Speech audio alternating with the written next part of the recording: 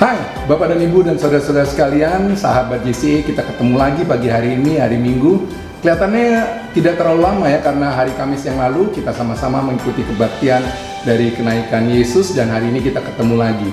Apa yang akan kita dapatkan pada hari ini, saudara-saudara? Tentunya kita akan bersama-sama, saudara-saudara berkumpul bersama dengan keluarga. Lalu ada yang bilang seperti ini, Pastor Indra, Papa belum bangun, Mama belum bangun, jangan khawatir.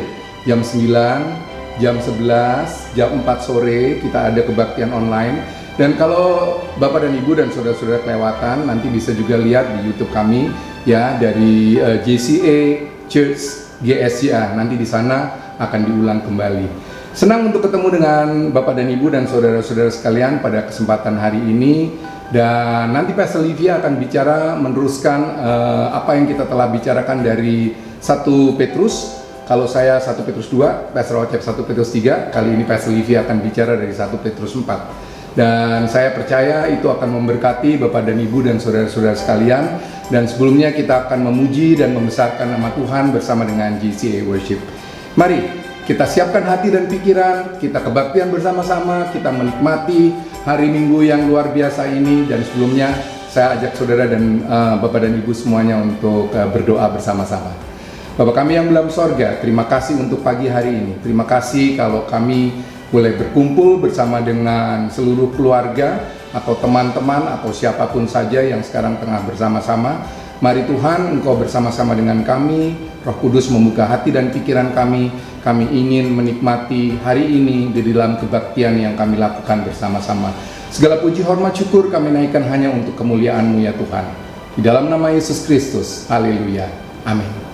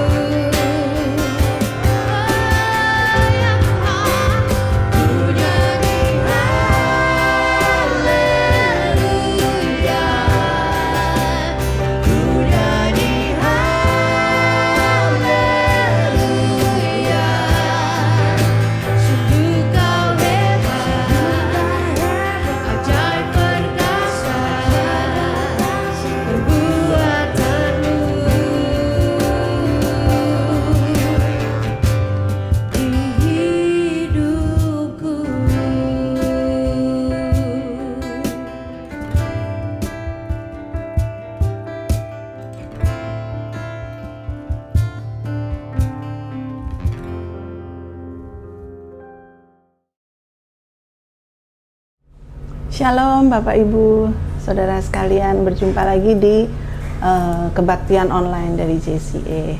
Senang sekali kembali berjumpa dengan Bapak Ibu Saudara. Kita baru saja merayakan hari kenaikan Tuhan Yesus ke surga, dan kita menunggu hari Pentakosta, di mana Tuhan akan mengirimkan penolongnya kepada kita semua. Minggu lalu kita bukan kenaikan ya, tapi minggu lalu, jadi hari Minggunya itu kita mendengarkan Pastor Yosef berkata mengenai 1 Petrus 3 ya, di mana Pastor Yosef waktu itu menjelaskan mengenai kalau kita menderita, kita perlu bersukacita ya. Dan memang Petrus sebelum Yesus naik ke surga, dia diminta oleh Tuhan Yesus untuk diperintahkan ya oleh Tuhan Yesus untuk menggembalakan ya, sampai 3 kali Bapak Ibu ya, sampai 3 kali diminta untuk menggembalakan. Jadi dalam Alkitab itu kita bisa baca bagaimana Rasul Petrus mencoba menuliskan semuanya itu, penggembalaannya itu di dalam tulisan-tulisannya kepada jemaat, tentang bagaimana kita harus bertindak, tentang bagaimana kita harus berlaku dan lain sebagainya. Dan salah satunya kita akan membicarakannya pada hari ini, yaitu yang kita ambil dari 1 Petrus 4. 1 Petrus 4 ayat 12 hingga 14. Kita baca bersama-sama Bapak Ibu. Saudara-saudara yang kekasih, janganlah kamu heran akan nyala api siksaan yang datang kepadamu sebagai ujian, seolah-olah ada sesuatu yang luar biasa terjadi atas kamu. Sebaliknya, bersukacitalah sesuai dengan bagian yang kamu dapat dalam penderitaan Kristus, supaya kamu juga boleh bergembira dan bersukacita pada waktu Ia menyatakan kemuliaannya. Berbahagialah kamu jika kamu dinista karena nama Kristus, sebab roh kemuliaan, yaitu roh Allah, ada padamu. Mari kita berdoa terlebih dahulu Bapak Ibu. Bapa Surgawi, kami sungguh bersyukur, kami sungguh berterima kasih Tuhan untuk kesempatan yang Kau berikan pada hari ini, di mana kami boleh kembali membaca firman-Mu, boleh meneliti firman-Mu bersama-sama Tuhan, karena kami ingin mengerti Tuhan, apa kehendak-Mu bagi kehidupan kami, apa yang Engkau inginkan kami lakukan Tuhan di dalam kehidupan kami sehari-hari. Dan biarlah kami memiliki ketaatan Tuhan untuk melakukannya dan bisa memuliakan nama-Mu oleh karena hal itu. Terima kasih Bapa, Engkau tolong kami, Engkau tolong hamba-Mu agar dapat menyampaikan sesuai dengan apa yang Engkau kehendaki. Terima kasih Bapa, dalam nama Yesus kami berdoa. Amin. Jadi Bapak Ibu, apa yang kita baca itu tadi ya, Tuhan itu sebenarnya tidak pernah menjanjikan kepada kita bahwa kalau kita mengikut Dia, kita akan memiliki hidup yang enak, kita akan memiliki hidup yang santai-santai aja gitu. Nggak pernah ya, nggak pernah Dia menjanjikan hal itu. Yang Dia janjikan adalah kalau kita mengalami kesulitan, kalau kita mengalami penderitaan, Dia akan selalu beserta kita, Dia akan memberi kekuatan bagi kita, Dia akan melindungi kita, Dia akan menopang kita di dalam kehadirannya. Dan demikian juga yang kita baca sekali yang di situ ya. Jadi kalau ada kata-kata kalau ya, itu ya seandainya gitu ya, berarti itu kita harus siap-siap nih, kita tuh harus siap-siap bahwa ini loh yang akan terjadi gitu ya. Jadi kalau ada kesulitan, lalu Petrus ini ingin mengatakan bagaimana sebaiknya kita bersikap. Jadi kalau kita ada kesulitan, kalau kita menanggapi ya, memberikan respons dengan cara tertentu, itu akan membuat dampak yang tidak baik kepada kita. Misalnya kita kesulitan, terus kita nangis-nangis, kita khawatir, kita udah rasanya tuh udah hancur dunia gitu ya, rasanya itu gimana, padahal itu akan justru membuat keadaan makin runyam gitu ya, kita jadi sakit mah, kita jadi darah tinggi ya, kita jadi jantung, kita jadi macam-macam gitu. Dan itu mengakibatkan keburukan untuk kita sendiri. Jadi Rasul Petrus ingin memperlihatkan ini loh caranya menanggapi kesulitan itu agar itu akan baik jadinya, begitu ya. Nah, kita itu kalau baca yang ayat yang pertama, ayat 12, dikatakan, saudara-saudara yang terkasih, janganlah kamu heran akan nyala api siksaan yang datang kepadamu sebagai ujian, seolah-olah ada sesuatu yang luar biasa gitu terjadi atas kamu gitu ya. Kami memiliki dua anak perempuan. Waktu mereka masih kecil-kecil begitu ya, kalau mereka ada luka gitu atau jatuh atau ada luka sedikit gitu ya, itu kayaknya tuh heboh gitu ya, nangisnya tuh udah kayak wah kayaknya udah dunia tuh udah hancur gitu ya untuk mereka. Nah itu saya pikir kok begitu banget gitu ya. Ternyata waktu ada waktu kami punya cucu kami ada 4 ya, waktu kami punya cucu itu ternyata sama aja ya. Jadi kalau kemarin ini baru ya luka itu kena kertas ya, ujungnya kertas itu kan kalau kena jari itu kan aduh ini banget ya, kan sering gitu ya. Nah itu juga gitu. Nah kebetulan kami menginap di tempat lain.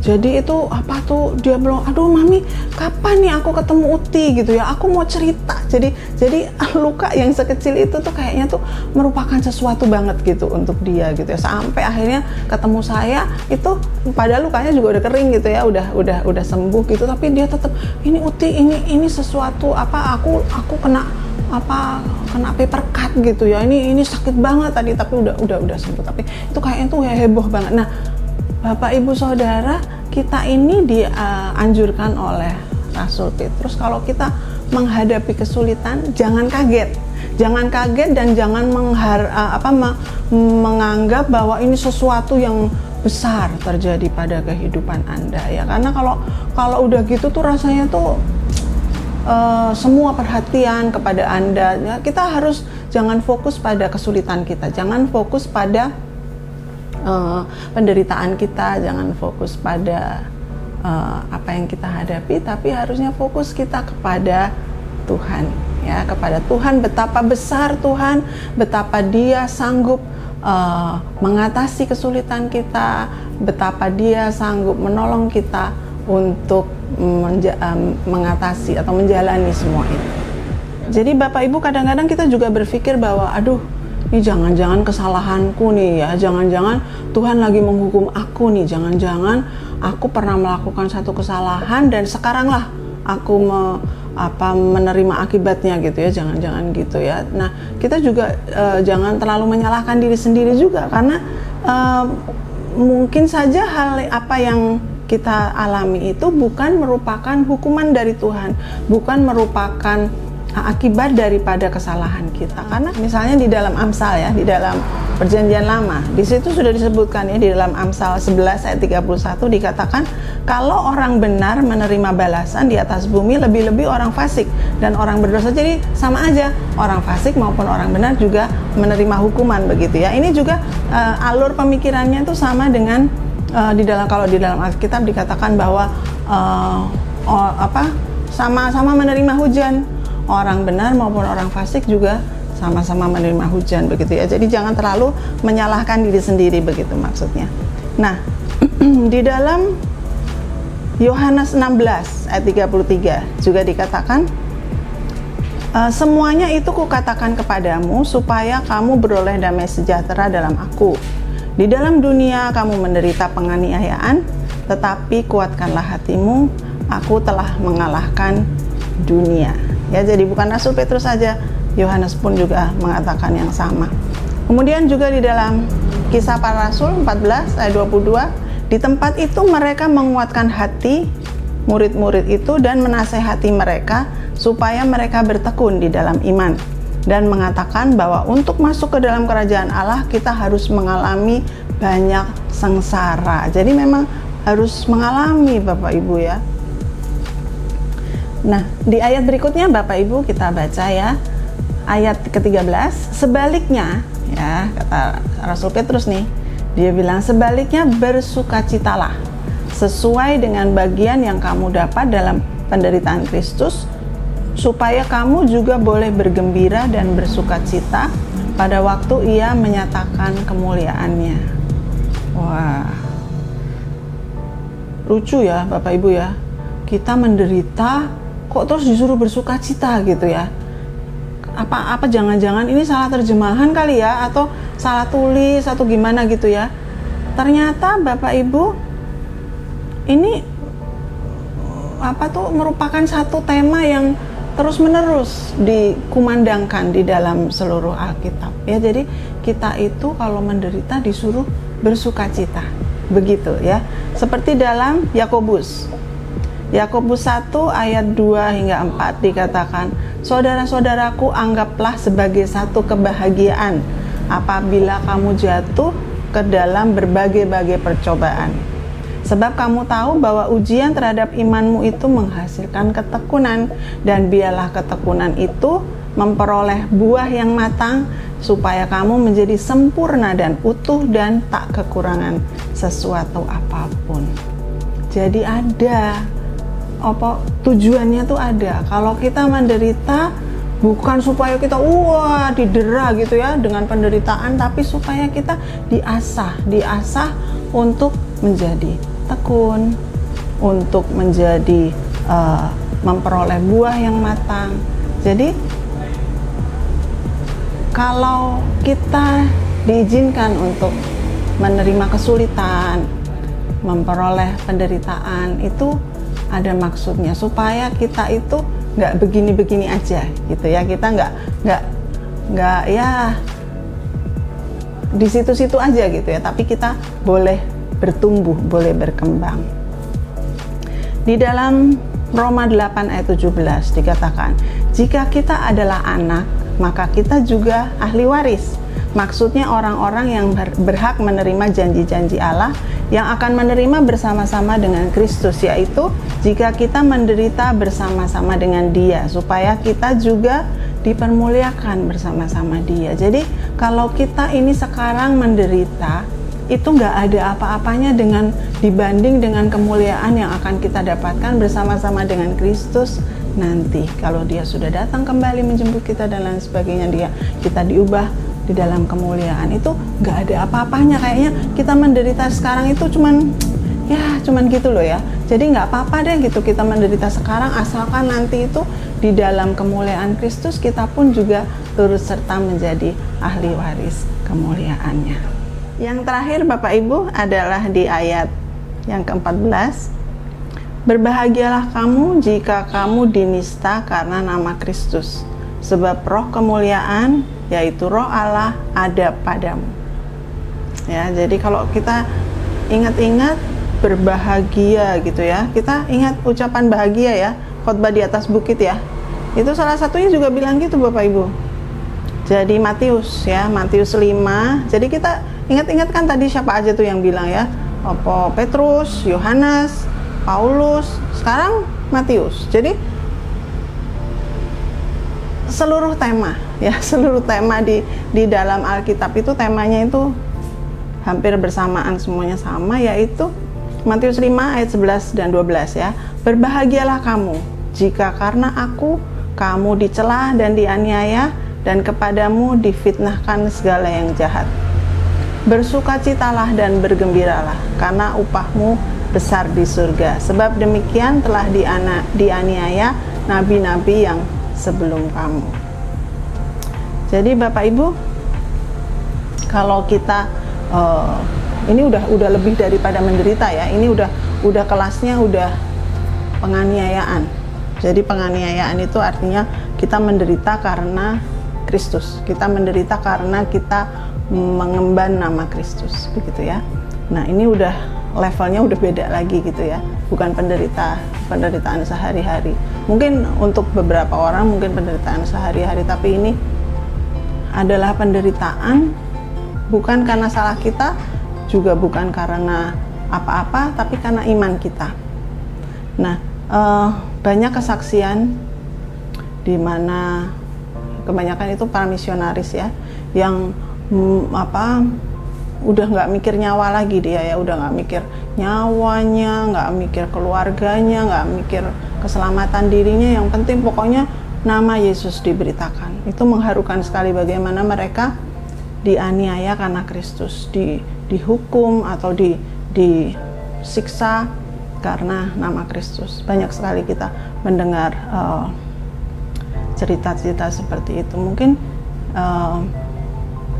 itu yang bisa menguatkan kita bagaimana Tuhan itu akan memberikan kekuatannya apapun yang terjadi, atau mungkin itu hadiahnya yang akan sangat besar, mahkotanya akan besar sekali apabila nanti sudah bersama-sama dengan Kristus.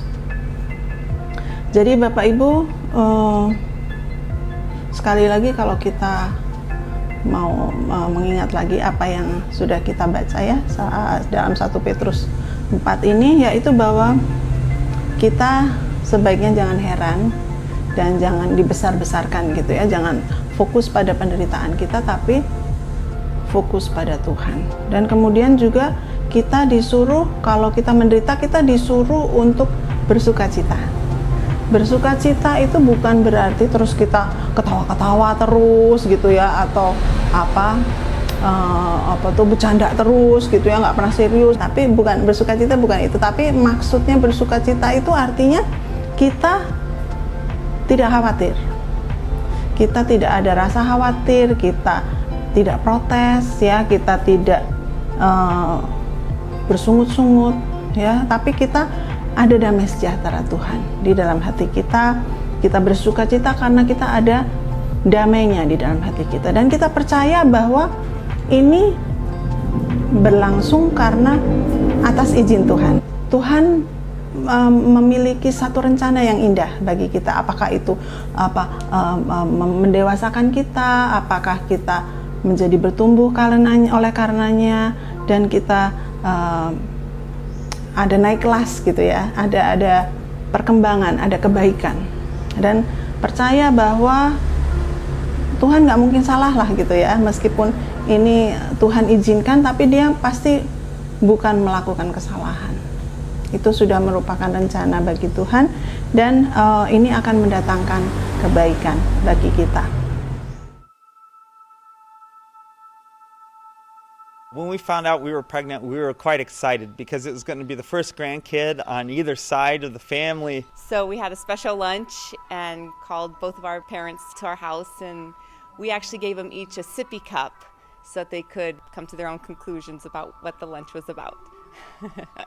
We did want to have our children here on the mission field because one of the big advantages is that they get dual citizenship, which makes it wonderful for when they become missionaries. They can go wherever they need to go, and it makes it much easier. So I was excited about teaching my kids all about being a missionary and how fun it is and how there's not a better place in the world to be, and how exciting we live on the Amazon. Very few people actually get to ever visit the Amazon. No, as far as having the child here on the mission field, I had really not thought too much more about it. I mean, I know that we were getting everything ready here, the baby room, all the different things that you get ready when you have a kid. Well, I started to go into labor in the middle of the night, which I think everyone always goes in the middle of the night. So I called my mom, and she was going to actually be in the delivery room with me because my husband, if he thinks he sees blood, he'll pass out. So he wasn't even an option to be my birthing partner. Well, we went to the hospital. I spent the night in labor, and the doctor came in and said, "Oh, Ruth, you're not dilating, so if you don't dilate by 6 a.m., we're just going to plan a C-section." Well, come 6 a.m., my mom calls Nate, calls my dad, calls my in-laws, and says, "Oh, Ruth's going to go into surgery. They're going to deliver this baby, so in a couple hours, we'll have our first granddaughter." Right before I went into surgery, we heard the heartbeat of the baby. They just wanted to check and make sure everything was fine, and everything was fine. Her heart rate was normal. So they wheeled me in. My mom was like, "Oh, okay, they're cutting the last layer. Here comes the baby." And when the baby finally came out, we just didn't hear her cry. And I knew that there was something wrong. mom just kept praying and saying, the baby's not breathing.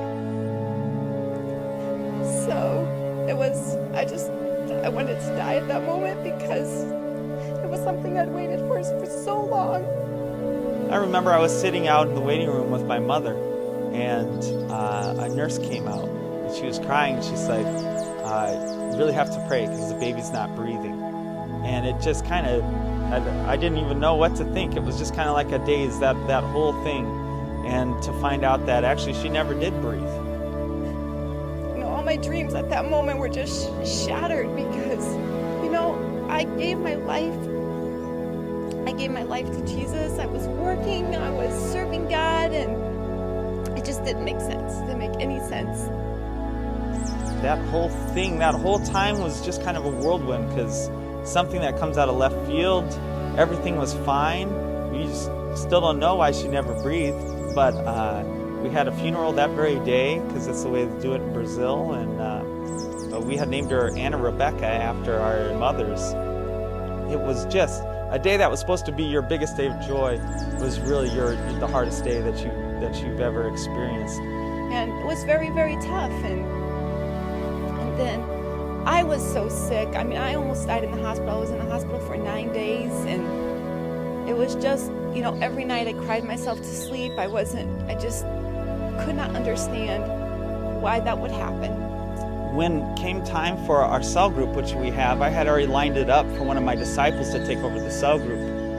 And God spoke with me, go to the cell group, share your story. So I had lost the baby on Thursday, so Saturday he came to the cell group and he just shared his heart. I remember talking about the love of the Father, which the love of the Father says live. And there was visitors there that night. And through our pain, really, God used it to win them for the Lord. And really, some of the first people we won for the Lord in Brazil was right after we lost our daughter. During the next couple months, and it was very, very tough. Every time I saw a baby, it just made me cry. I didn't want to hold babies. I didn't want to look at babies. But I just, had to cling to God and just know that He was my strength and He was going to get me through each day. And, I had to rejoice in the Lord always. The sense we really had is that we were walking through a pretty place, but nothing spectacular. And we came to the edge of a really big desert. And it was a desert we had to cross. And it was like we knew there was this beautiful mountain range, this beautiful place on the other side, but we could not see it. It was all we could see and feel was that heat of the desert, that dry time, that hard time. Obviously, I wasn't going to find strength in myself because I just had no more strength left. And during those days, we just really dove into the Word of God and looked at God's promises. And the Word came alive in our lives like it never has before. And something tremendous happened in ours. We went to a level of faith that we had never experienced before, and a level of joy that we had never experienced before. And now we really feel like after all that's happened in our lives that we've reached that beautiful mountain range and we're starting to climb it now. And we don't even know how high that mountain range is and how beautiful it will be once we get to the top. But we know it's even greater than anything that we've passed through so far. So the day that Anna Rebecca died, in my mom's yard, she had a flower that bloomed for the first time and it came up with 2 blossoms. So in a way, the ongoing joke was, oh, Ruth, this flower gave 2 blossoms, your next kids are going to be twins. So, we just kind of all laughed about it. Well, wouldn't you know?